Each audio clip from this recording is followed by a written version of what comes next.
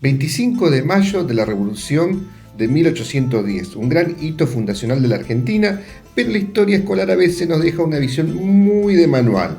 Vamos a tener 10 datos curiosos de lo que no sabías. El mito de los paraguas. 1. La clásica ilustraciones escolares muestran a multitud frente al cabildo cubriéndose de la lluvia con paraguas. Mentira, todos se mojaron. En realidad, en 1810, los paraguas eran objeto de lujo asiático y carísimo, importado de Europa. 2. Las escarapelas no eran celeste ni blanca. French y Beruti no repartieron escarapelas tal como las conocemos hoy, sino más bien eran de color, blancas o rojas. El uso de celeste y blanco se consolidó mucho más tarde.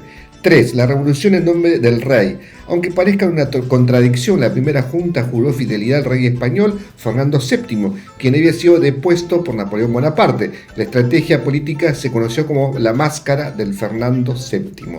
4. French y Beruti no eran dos pacíficos repartidores. En los actos escolares se suele retratar dos jóvenes tranquilos que regalaban cinta. En realidad, Domingo French, un cartero, y Antonio Luis Beruti, un empleado de caja, lideraron a los chisperos, un grupo de choque armado bastante complicado, fuerza de choque en la Plaza Victoria, para garantizar que solo entraran al Cabildo Abierto, quienes apoyaran la destitución del virrey Cisneros. 5. El Cabildo Abierto fue muy exclusivo. De los 40.000 habitantes que tenía Buenos Aires en ese momento, solo se emitieron 600 invitaciones en el Cabildo Abierto el 22 de mayo, reservado estrictamente para los vecinos decentes, militares, religiosos, magistrados y comerciantes acaudalados. Finalmente, solo asistieron 250 hombres. Las mujeres, los esclavos, los pueblos originarios y los criollos de clase baja quedaron completamente excluidos del debate. 6. El virrey no solo quería ir, y el truco del 24. El 24 de mayo se intentó una maniobra política, disolver el poder colonial, pero nombrar una junta presidida por el propio virrey Baltasar Hidalgo de Cisneros. Esto inhibió a los patriotas, como a las milicias criollas, presionaron durante toda la noche para forzar la renuncia de la Junta Intermedia y exigió la creación de la primera Junta definitiva el 25 de mayo. 7. El menú patrio no era tan patrio. 25 de mayo comemos locro. En 1810 el menú criollo diario de la gente del pueblo era el puchero. El locro era un plato de origen andino que se consumía más al norte del país. En las mesas de la élite porteña, en cambio, la diferencia era puramente española y se preferían los pasteles de carne con pasas de uva y sopa de fideo.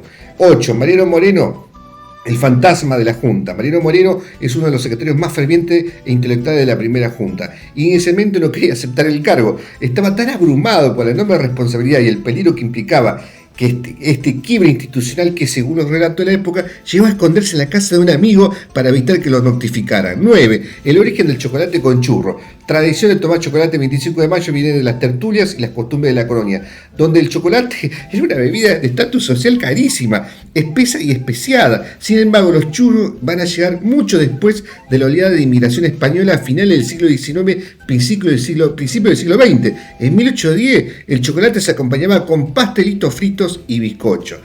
10. La Plaza de Mayo era un mercado abierto. Hoy conocemos Plaza de Mayo, pero estaba dividida en dos.